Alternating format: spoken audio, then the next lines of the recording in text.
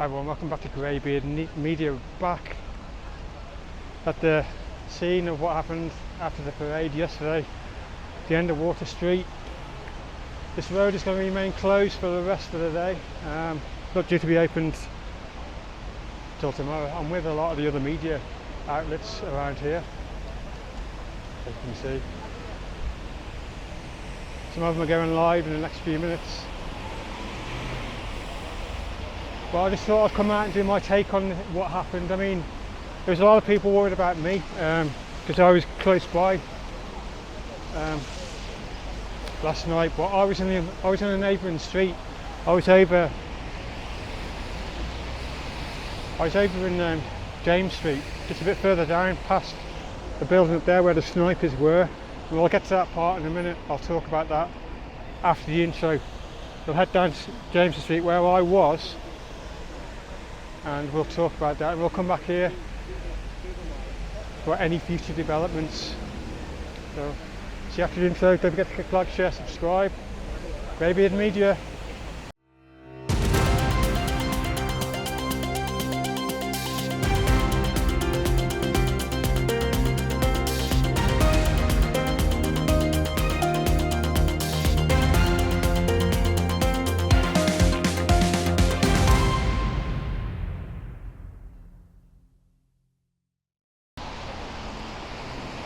And welcome back everyone. Yeah, we're going to head back there in a while. Just going to head to James Street where I was and talk a little bit about the sniper situation. As I pan the camera around, snipers were on that building there, each side, and there were some located further down as well. Now they weren't linked to what happened yesterday, but they were there for any kind of terrorist incident. They look very dodgy. I've seen all the videos and I wasn't going to come out until I started seeing comments blaming Liverpool fans for what happened. That is the most utter talk of that's the most utter bollocks I have ever heard in my life. Now that car tailgated an ambulance into a hot zone, and when I say hot zone, I mean an area where he wasn't even supposed to be, a zone full of supporters enjoying themselves. And why were those fans very angry when these so-called idiots calling them out to be blamed? Why were they angry in the first place? Now, there's only one possible reason for me to say: that car who tailgated the ambulance already knew what he was doing. Already knew he'd broken so many rules. Now the only possible answer I could have, and you've all got your own opinions, that car already collided with a supporter or two. That is the only reason I think fans would be very angry at. This is where I was standing, James Street there. And I had the perfect view of the sniper up the top there, and I'll put on the screen now the video, one of the clips.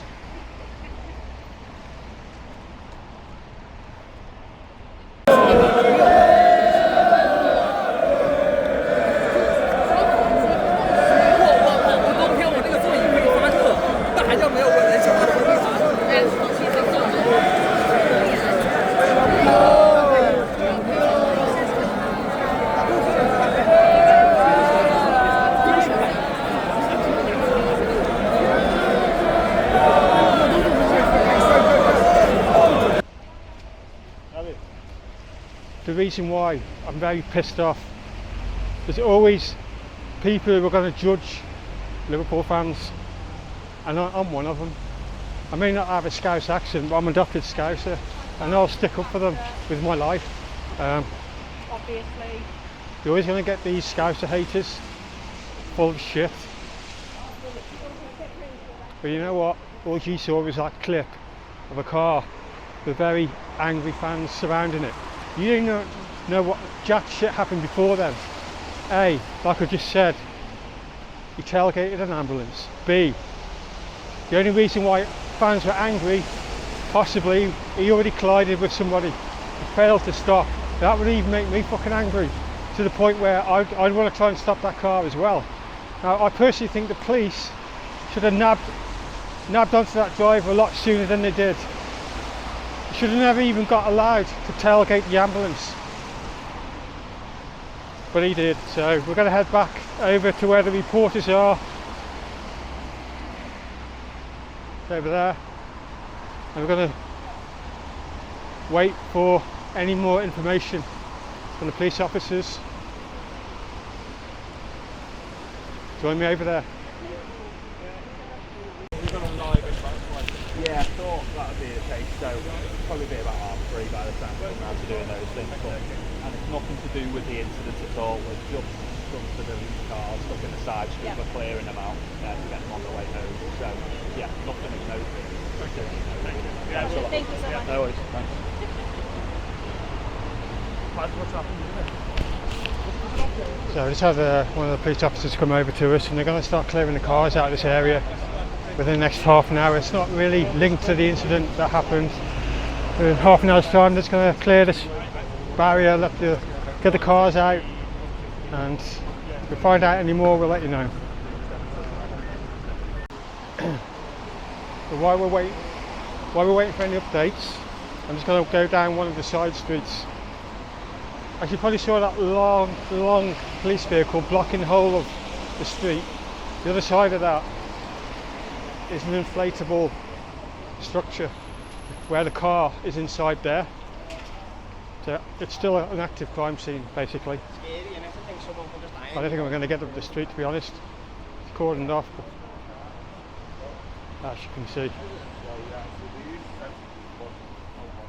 But we'll have a look. We're not going to get even close, are we?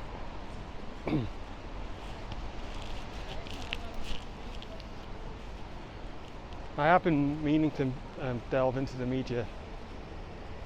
Yeah, there's that in the inflatable structure surrounding the car. If you can get a close up, I will do.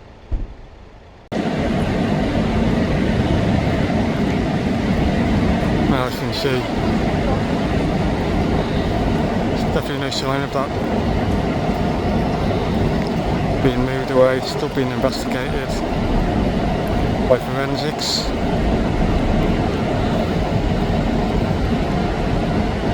We're going to get back around to where the reporters are, because we are expecting to hear an update very soon. I want to be there for that. I mean, you've still got a lot of news outlets here. You've got ITV News over there. That's CNN.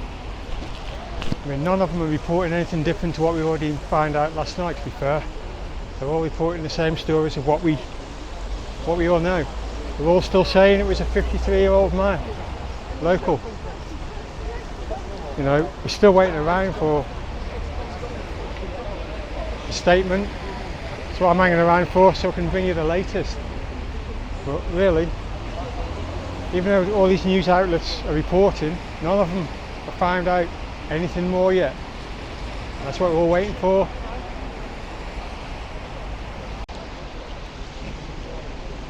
Now, the vehicle in question, the fire engines, the other crew, the amount of people that surrounded it, had to basically manhandle it to get the 4 supporters who were still underneath it. See, one of them was a child, we all know that. I had the 4 children that were injured, 2 were critical. I believe 1 is only critical now, so hopefully the last child that was critically injured will also be okay. So hopefully everybody will get through this, make a recovery, no matter how long it takes. We all want the safety and the health of everyone involved to be fine. We're just going to wait for this. We're just going to wait for the statement. That's CNN reporting there.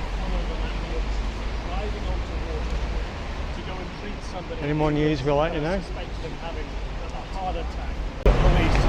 And we also got an update on the number of injured people. 50 people now known to have been treated at the hospital. 11 some of them remain in hospital but in stable condition, recovering is how the police officer described their condition. But also to mention that 65 total people have been helped by the emergency services. Again, it speaks to the scale of what happened, it speaks to the tragedy of what happened, and now we get a glimpse of how it happened, not why it happened, but the circumstances under which it took place.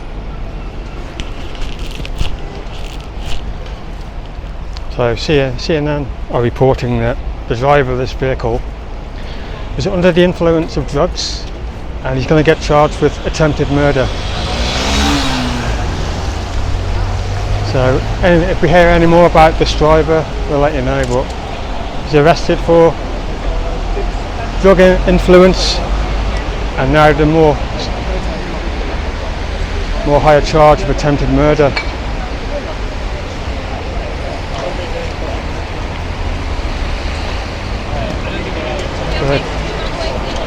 They're clearing cars from the area now, so we've got to move out the way. So these aren't linked to anything that happened last night. They're just clearing the roads.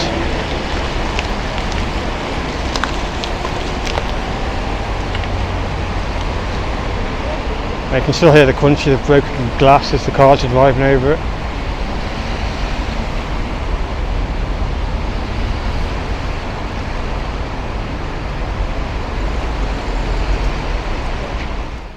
That is amazing what we just found out there about the driver. I wasn't expecting that, but the way he acted, I can understand why he's getting done for attempted murder. So when you're under the influence of drugs or alcohol or whatever, you shouldn't be behind the wheel. He shouldn't even got that far, to be honest. Tailgating an ambulance into a hot zone where there's people enjoying, Liverpool supporters wanted to enjoy the day, and he took that away from people, from children, grown women and men. I'm just disgusted at the actions of some people behind the wheel of a car when they're on drugs.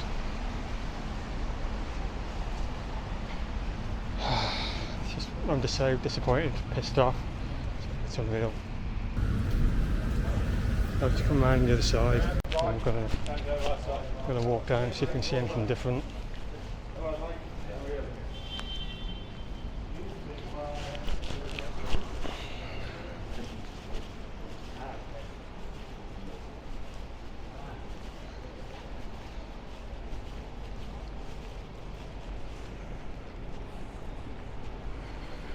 Let's see what else we can see, shall we? I don't know if it's worth asking this police officer or anything.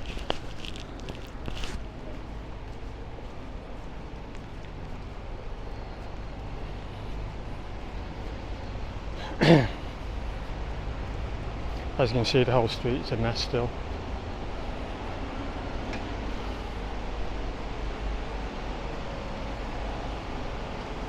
There's still an active crime scene.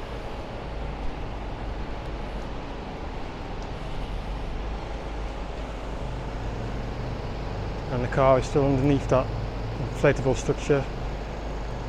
The forensics probably still haven't finished with us yet.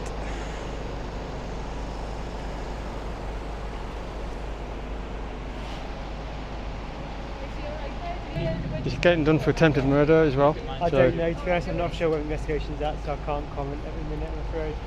There was. I'm trying to find out more information, but these ones aren't talking, which is understandable, to be fair.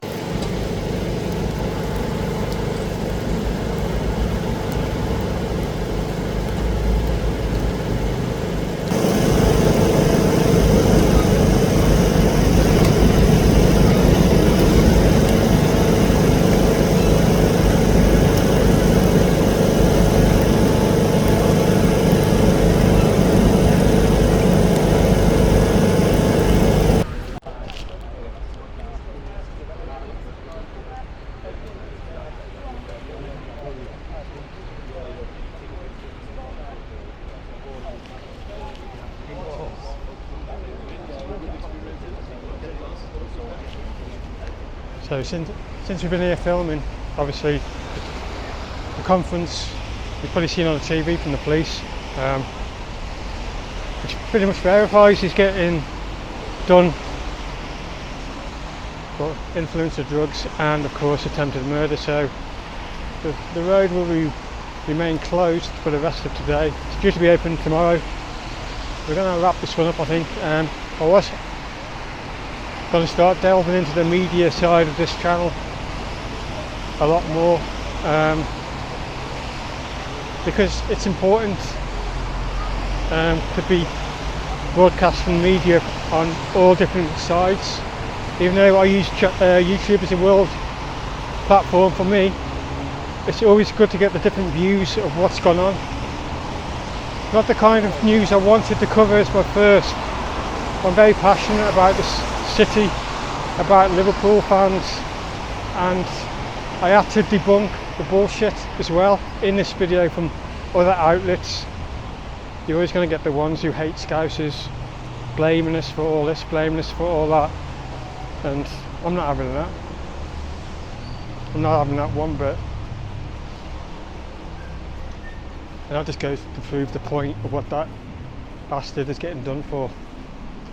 Tailgating the ambulance into a hot zone under the influence of drugs and then using his car as a weapon against families, children, men, women.